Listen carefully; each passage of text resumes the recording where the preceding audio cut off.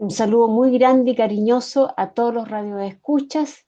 Estamos comenzando la primavera acá en Sudamérica, en Chile, en Estados Unidos, bueno, en Europa están con otro clima, así que les mandamos un abrazo muy grande. Aquí estoy con Trini Asili, Viviana Masogro y mi nombre es Cecilia Marras en nuestro gran programa Radio Yo Soy Digital Chile. Le doy la palabra a Trini. Buenos días a todos, un abrazo queridas compañeras. Hoy vengo con un libro que me llegó de regalo para la Navidad del año pasado. Es una recopilación de cuentos irlandeses contemporáneos y me ha gustado mucho y quiero hoy día compartir uno de los cuentos de una de las autoras. Ella es Maeve Brennan. Nació en 1917 en Dublín y murió el año 93. A partir de los 17 años residió en Estados Unidos y allí se quedó. El cuento de hoy tiene como título La mentira. Mi madre y yo compartíamos una broma sobre la primera vez que me fui a confesar. Cuando llegamos a la capilla ya había dos largas filas de mujeres arrodilladas afuera del confesionario esperando a que las escucharan. A mi madre le preocupaba que yo tenía solo 7 años y con lo inquieta y nerviosa que era, le daba miedo tener que esperar 2 horas, pues era la primera vez que iba a entrar a un confesionario. El sacerdote era un hombre gordo y yo lo miré aterrorizada. Se detuvo y le dijo a mi madre, ¿es la primera vez que viene a confesarse? Preguntó. Entonces me tomó él del brazo, me levantó con suavidad y allí estaba yo, arrodillada en la oscuridad, cuando la rejilla justo arriba de mi cara se abrió y vi el perfil del sacerdote. Apúrate, niña, dijo, impaciente, no tengas miedo. No pude recordar ningún pecado. Está bien, hija, dijo el sacerdote. ¿Has desobedecido? Sí, padre. ¿Te has enojado en un par de ocasiones? Sí, padre. Está bien, en penitencia vas a rezar 3 Ave María y ahora haz un buen acto de contrición.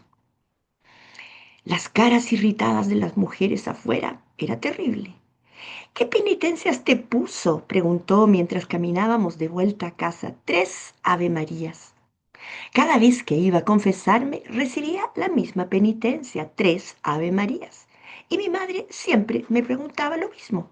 Algunas veces se lo contaba a otra gente, aunque todo el mundo lo sabía, y yo seguía sintiendo que era una pequeña broma privada entre ella y yo, y eso me gustaba. A mis 9 años lo eché todo a perder. Mi hermana pequeña, Deirdre, tenía una máquina de juguete de coser que le encantaba. Tenía entonces 7 años. Un día entrando, porque sí, a la sala de estar, me encontré a mi madre en su silla de siempre, con la ropa para remendar amontonada en la mesa de al lado. Me lancé en medio del cuarto y me trepé en su regazo. Ante la embestida, se pinchó un dedo con la aguja, lanzó un grito de enojo y me hizo caer. ¿Qué diablos te pasa? Gritó, metiéndose el dedo pinchado a la boca. Ya eres grande. Derry se sienta en tus piernas, dije. Derry pesa solo medio kilo. Seguro que tú pesas casi tanto como yo. Subí furiosa por las escaleras y me metí al cuarto que compartíamos Derry y yo. Allí estaba la pequeña máquina de coser. La contemplé con odio. Después le arranqué la pequeña rueda. Luego forcejé con la máquina hasta que la descompuse. La miré primero con satisfacción y después, muy rápidamente, consternada y arrepentida. Hice lo único que se me pudo ocurrir. Me asomé por la ventana y dejé caer todas las piezas al pasillo del cemento afuera de la puerta de la cocina. Como un rayo bajé de nuevo las escaleras. ¡Derry, Derry! Grité. Estaba queriendo usar tu máquina de coser y se me cayó por la ventana. Estoy segura de que se rompió toda. Derry comenzó a llorar y yo me sentía muy mal. Después de todo, era mi primer asesinato. Mi madre se agachó y recogió los pedazos. ¿Cómo que se cayó por la ventana, Med? Preguntó. ¿Seguro que no hiciste nada para hacer que se cayera, Med? Y se me llenaron los ojos de lágrimas, realmente de pena, de que pensara que yo pudiera ser capaz de hacer tal cosa. Mi madre parecía perpleja y triste, pero le prometió a Derry una máquina nueva y todas nos metimos en la casa. Derry se pasó bastante tiempo examinando todas las partes rotas. Yo tenía que ir a confesarme. Le dije al sacerdote que me había puesto irascible y asintió. Después le dije que había sentido envidia de mi hermana pequeña. La envidia es un pecado muy serio, hija mía, dijo. Debes tener cuidado con eso. ¿Rompiste uno de los juguetes porque estabas sintiendo envidia? Sí, padre. Eso es muy grave. No se hacen esas cosas, dijo el sacerdote. Si no aprendes a controlarte, va a llegar el día en que hagas algo de lo que te vas a arrepentir mucho. ¿Le dijiste que estabas arrepentida? Sí, padre. ¿Dijiste a tu mamá mentiras? Y tú sabes quién a su madre miente está tomando un camino muy torcido en esta vida. En penitencia concluyó, vas a rezar 5 Padre Nuestros y 5 Ave Marías. Y nada de amor y contrición y buenos propósitos. ¿Y dónde andabas esta tarde? Preguntó mi padre. Fui a confesarme, papá. ¿Y ahora qué te pusieron de penitencia? Ardiendo de culpa y de vergüenza, volteé a ver a mi madre. Me estaba viendo de un modo que me dejó todavía más confundida, pues a pesar de que su gesto era serio, yo sabía que no estaba enojada. Ay, Mev, dijo por fin, mi pobre niña, ¿por qué no te pudiste quedar con la boca cerrada? ¿Qué es lo que está pasando aquí ahora? Preguntó mi padre, desconcertado. No obtuvo respuesta. Bueno, un cuento que nos va a dejar conversando mucho y rápidamente le cedo entonces la palabra a Vivi. Adelante, Vivi. Sí, gracias, Trini. Sí, la publicación más moderna y a través de la cual te llegó es Cuentos Irlandeses Contemporáneos, ¿no? Pero originalmente fue publicado en el 1953 en el New Yorker. Ujú, Bueno, nuestra autora fue partícipe en publicaciones, en diarios, en revistas muy reconocidas en Nueva York. Ella es irlandesa, como dijimos, pero como su padre fue nombrado embajador, fue a vivir a Nueva York, a Estados Unidos primero, o sea, Estados Unidos como país, después puntualmente a la ciudad de Nueva York, y cuando su familia volvió a Irlanda, ella decidió quedarse con sus hermanas. Con lo cual nos encontramos con una persona desarraigada y, y de alguna manera esto influyó mucho en su salud mental. Desgraciadamente terminó con problemas, porque siempre anheló su Irlanda, pero no se entiende muy bien por qué no volvió, pero llevó una vida muy extraña, viviendo en hoteles. Siempre fue una dama muy elegante, hacia el final se abandonó, inclusive llegó a dormir en el baño del periódico donde trabajaba, lo cual conmocionó a todos sus compañeros.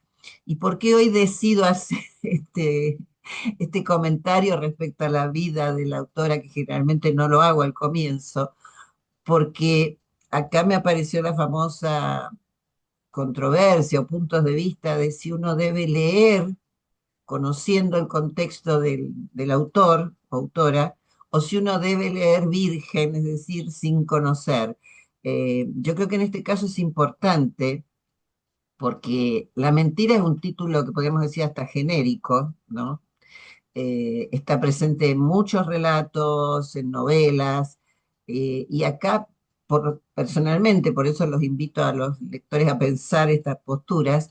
eh, a mí me conmocionó y lo comprendí de otra manera al conocer su información.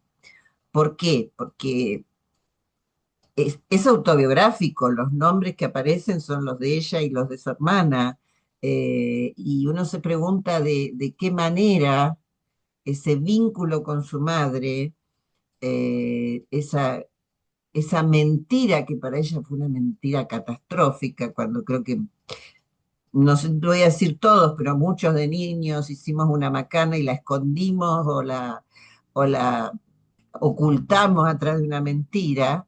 eh, y a ella yo creo que la marcó porque además uno puede ver en el texto un universo femenino, la madre, la hermana, las mujeres arrodilladas en la iglesia, reitero porque es lo que menciona, y apenas una aparición del papá donde en un punto se revela, ¿no? La verdad de esta historia. Y ya como para ir cerrando esta primera intervención, en este caso me pareció importante el inicio porque a veces se dice, no, cuando uno escribe no hay que repetir.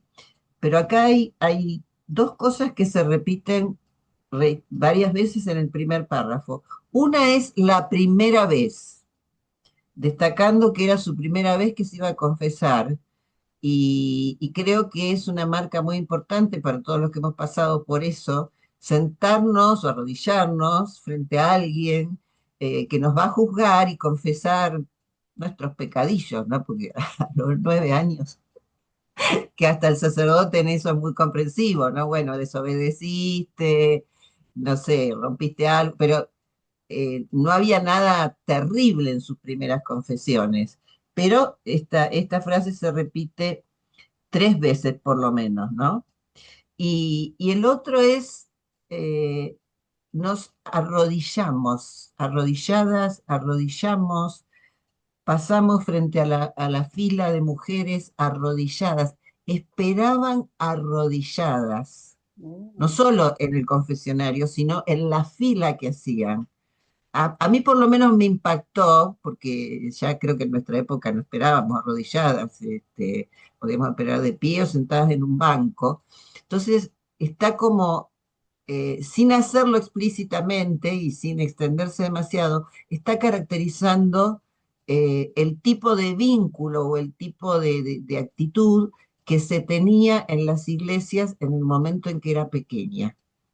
Así que todo esto, todo este tema de lo religioso, de la presencia de una mirada sumisa, ¿no? Y hasta represiva en todo lo que era el vínculo con sacerdotes y con la iglesia, está reflejado, ya como digo, sin extenderse, solamente en 2 o 3 pinceladas. Así que me pareció fascinante en ese sentido la escritura y lo que nos comparte, ¿no? Así que bueno, gracias. Adelante, Ceci. A lo mejor pasó así en la época, qué es lo que era un pecado, pero a ella la ingresa pienso de una manera muy precoz, y debe ser así. Yo me acuerdo que en el colegio nosotros nos hacían confesarnos a los 10 años. ¿Qué era eso? La verdad. Pero bueno, ahí también había una orientación por parte del colegio. Y en los conflictos anoté: conflicto la madre, amor y límite; conflicto con la hermana, celos y envidia; conflicto consigo misma, la mentira y la culpa; y la pérdida de la inocencia cuando la madre le dice, tú ya estás muy grande. Bueno, la relación madre-hija es la complicidad y ternura en su edad de niñez, y la broma compartida sobre la confesión. Pero la madre impone límites en una parte: ya estás muy grande para sentarte en mis piernas. Este rechazo, aunque realista y lógico, hiere a la protagonista, que reacciona con rabia, va y rompe el juguete de una manera increíble porque lo tira por la ventana, ni siquiera lo aplasta, se le cae de las manos en el suelo, no, decide segundo piso para abajo. Creo que era el segundo piso. Entonces aquí el conflicto entre deseo infantil de cercanía y cariño absoluto por la madre, y la realidad de crecer y ser apartada poco a poco. Qué interesante el planteamiento que pone acá la autora de cómo tenemos que manejarnos frente a este crecimiento de los niños. Pero en realidad cuando uno tiene 3, 4, 5 niños, por ejemplo mi mamá, difícil hacer esas separaciones en los momentos cuando a lo mejor la mamá está abrumada, se pinchó el dedo. En fin, los niños a veces quieren cariño en los momentos más increíbles. Y bueno, y al final, sin querer, frente a su padre, la niña rompe el lazo de complicidad que tenía con la madre, y la madre estalla en rabia. ¿Para qué tenías que hablar? ¿Por qué no callaste? Imagínate qué impresión más grande para la niña en el cuento que había metido la pata y todo lo que significaba haber abierto la boca. Aquí ella se da cuenta, descubre que sus actos tienen peso y consecuencias a una súper temprana edad. Muy buen cuento, me gustó muchísimo y me encantaría que los radioescuchas nos hagan sus comentarios porque creo que todos hemos vivido esto. Y con esto le doy la palabra a Trini. Bueno, brevemente, ¿no? Recojo sus palabras porque ya lo han dicho todo. Creo que tu análisis final, Ceci, es muy completo, ¿no? Aquí nos encontramos con un hecho que todos vivimos de chicos, los que nos formamos dentro de la Iglesia Católica, ¿no? Y fuimos educadas dentro del sacramento de la confesión. Porque uno hoy día, con otros ojos, tiende a mirar ese sacramento como una mala práctica. Uno ya no lo hace, de hecho, uno deja de confesarse. Sin embargo, el sacramento confiere gracia, libera. Esa era la sensación que uno tenía. Y claro, es muy difícil asumir esa realidad de la confesión cuando uno es muy niño. Es el momento en que uno empieza a conocer el bien y el mal. Uno mismo es capaz de cometer hechos que son castigables, como en este caso el que hizo con su hermana, ¿no? Allí ella se empezó a conocer a sí misma. Dentro de todo está presente la familia detrás, ¿no? Muy presente el vínculo con su madre, muy rico. Ella simplemente le quiere enseñar a confesarse para obtener esa gracia y liberarse de algo malo que a ella haya hecho. Pero es encontrarse consigo misma y tratar de madurar a través de su comportamiento y reconocer qué cosas son buenas y qué cosas son malas. Y tal como dices tú, hay una pérdida de la inocencia, porque ella va madurando también la situación de la confesión. Yo creo que hoy día la miramos en menos y no nos damos cuenta que quizá el sentido inicial que siempre tuvo este sacramento era ese, liberarlo a uno mismo. Creo que esta gracia hoy día es más desconocida. Yo creo que hoy día la hacemos solo, sin un intermediario que es el sacerdote.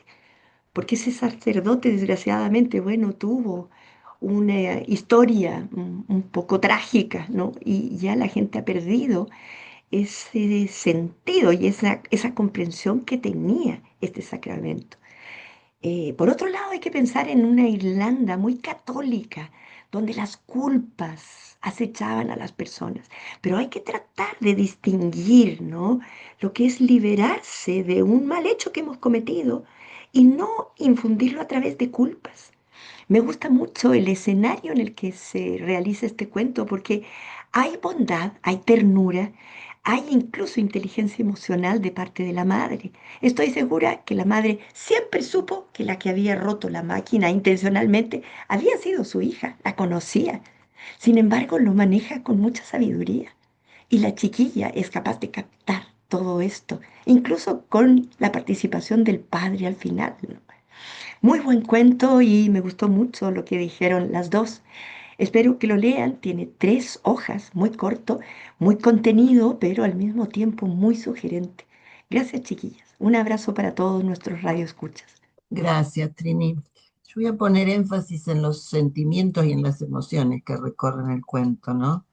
Porque lo primero que se trasluce es esto de la competitividad entre hermanas, y que ustedes lo comentaron, pero las terribles diferencias que además impone la madre, ¿no?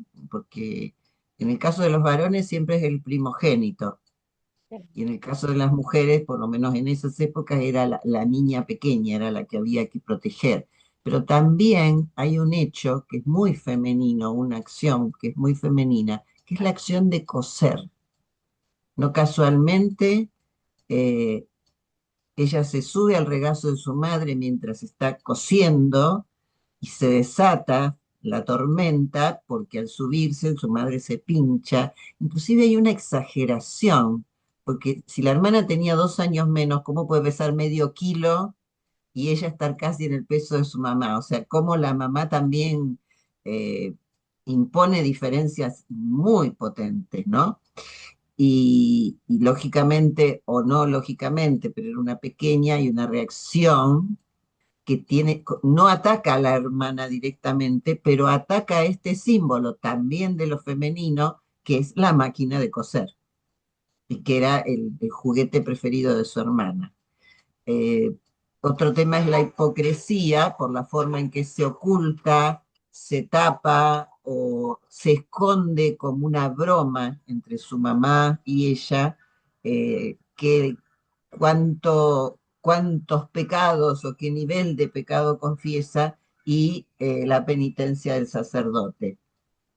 Y otro tema que aparece es la envidia, que esto se lo manifiesta el sacerdote y le dice, no, el pecado de envidia es un pecado muy grave. O sea, también como a ella se le van revelando hechos, situaciones, como para comprender que es eso que para ella fue un ataque de rabia, tiene toda una significatividad profunda, ¿no? Y angustia. Angustia ella es lo que ella siente cuando se le escapa, que ahora la penitencia se multiplicó, ¿no? Y evidentemente eso está dando cabida a que algo fue terrible lo que pasó y que es que rompió el juguete. Y la pregunta que me queda flotando es quién miente más, porque ella miente para ocultar su travesura, pero a su vez la mamá también También. miente, ¿no? Claro, frente a la familia y frente a todos los amigos o conocidos con los que ella comentaba esta pequeña broma, como la caracteriza la autora, y que la mamá la mira y sonríe de manera cómplice. Y solo una alusión también autobiográfica, que ella escribe este libro, este cuento, perdón, en 1953, y su deterioro mental más agudo y lo que provoca que esté más de 20 años sin escribir, se produce en 1959, cuando se divorcia de su esposo. Ella, Alcohólico, ¿no? ¿cómo? Alcohólico. Sí, no, ese dato no lo tenía, pero seguramente algo.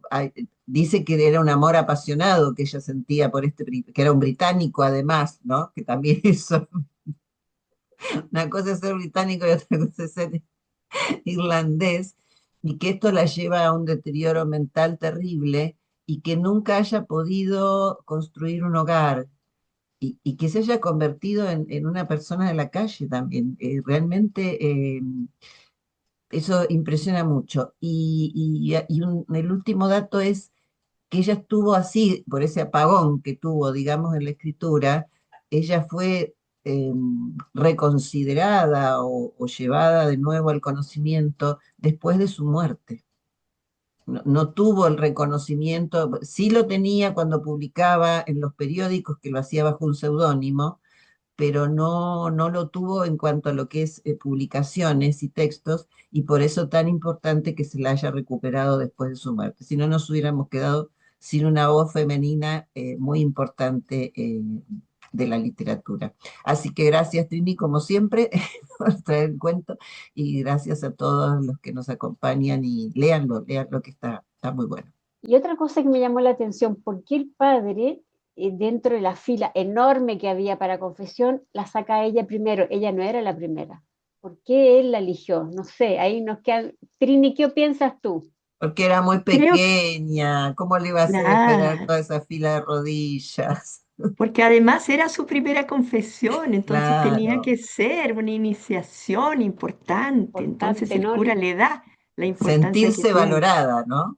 claro, Muy importante. reconocida. Exacto. Claro, y la saca y la fila hacia adelante, ¿no? Interesante, y no la hizo esperar aparentemente horas. Ahora, otro tema que tú, al que aludiste tú, Vivi, es a propósito de por qué no volvió a Irlanda. Uy, porque Mm, Irlanda estaba viviendo una crisis. sí, Acordémonos simplemente del problema que significó la crisis de la papa, que era su fuente de alimentación. sí, Entonces los irlandeses, bueno, tuvieron que emigrar donde fuera. no podían alimentarse en su propio país. Bueno, chiquillas, muchas Sí, gracias. adelante, Un Yo Trini. por mi abrazo. parte me despido. Sí. Yo también, un abrazo grande, buen cuento y coméntenos porque yo estoy segura que a varios les va a sacar hartos recuerdos. Chao, chao. Buenos y Gracias. malos. Gracias.